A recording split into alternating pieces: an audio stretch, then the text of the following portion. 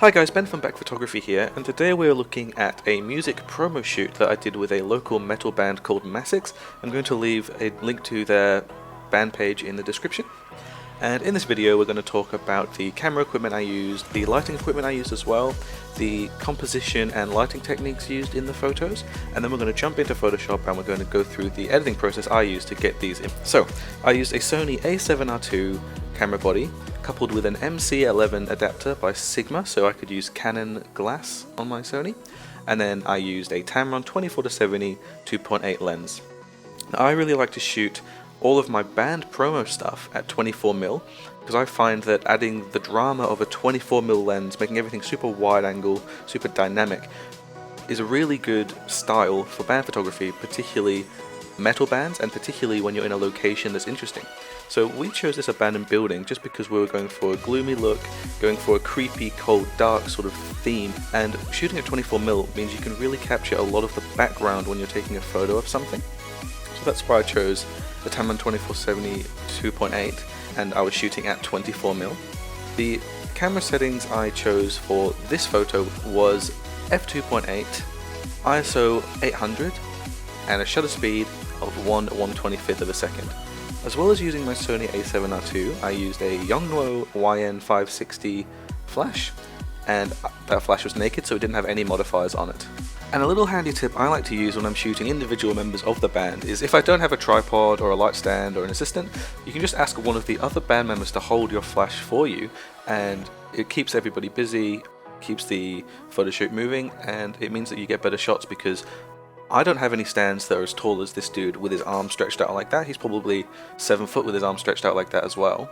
So it's really good to get some nice light coming from above down when you have someone else holding the flash rather than having a light stand or a tripod.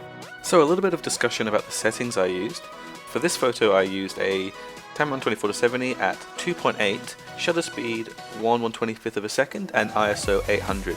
Now the reason I used an ISO of 800 is because it was quite dark in the location that we were at, and I wanted to expose the image for the background rather than just using the flash on my subject and making the background dark, because there was a lot of interesting details in the background such as the graffiti and all the things on the floor. So I was using an ISO of 800 just so I could get a perfect exposure of the background, and then I could illuminate my subject afterwards to make them pop. I used a shutter speed of 1/125th of a second because I'm not using high-speed sync or anything like that, so when I'm using flash, my maximum shutter speed is 1/250th of a second, but because I didn't want to bump the ISO up too high, I was trying to keep the shutter speed quite low, didn't want any motion blur, so it's 1/125th of a second, no lower than that you start seeing motion blur in your subject. But if I can keep that lower, it means I can keep the ISO lower, and it means I'll get a nicer, cleaner image.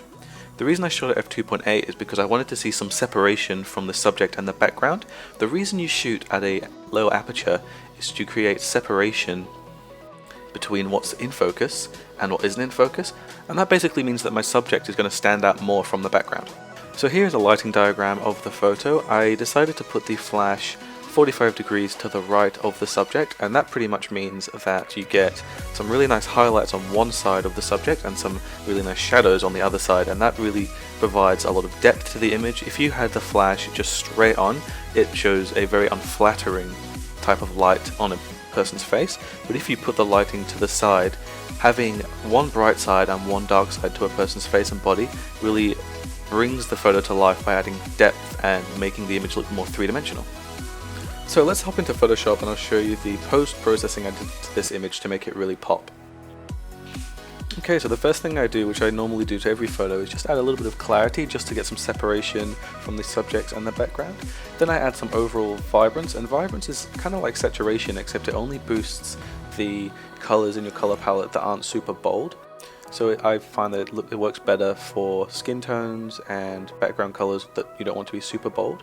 The next thing I did was I just got the paintbrush tool and dropped the exposures and the blacks all the way down so I could see what I'm selecting, and I did a selection of basically the entire background. So what I'm doing here is I'm just going to get a selection of the entire background so that I can edit the colors and the exposure, highlights, everything like that separately, and I can leave the people in the foreground without being edited. So I'm just going to fast forward this little section and we'll come back when I finish selecting all the background. Okay, now that I've selected all the background, I'm going to remove the exposure and blacks that I was using to help me select, and add a whole bunch of clarity and drop the highlights a little bit as well. And I'm also going to drop the whites a little bit as well and boost the shadows up. This is pretty much just to make all of the sections of the background visible, and then the clarity is to make the background pop, and so you can see some separation between the subject and the background.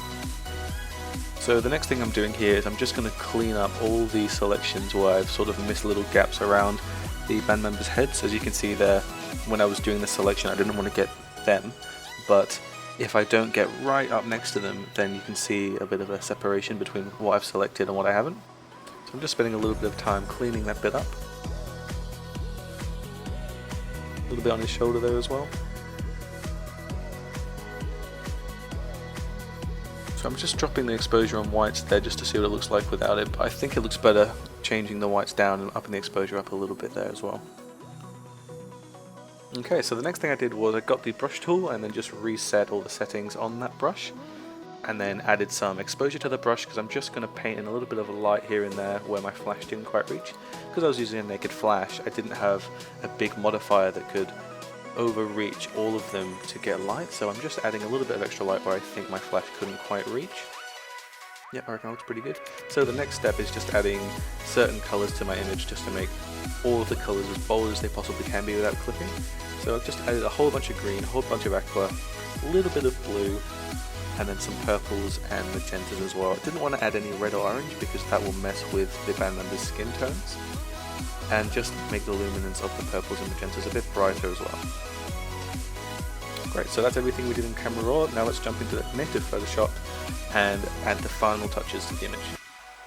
Okay, so the last few things I did, first of all I despeckled the image because I was shooting at an ISO of 800 and we've done quite a lot of exposure changes and clarity changes. There was a little bit of noise introduced to the image, so just despeckling the entire image to remove that. Next thing I did was made a selection of the band members and then inverted my selection so that I have a selection of everything but the band members, and then added a 1.5 pixel Gaussian blur 3 times in 3 separate areas.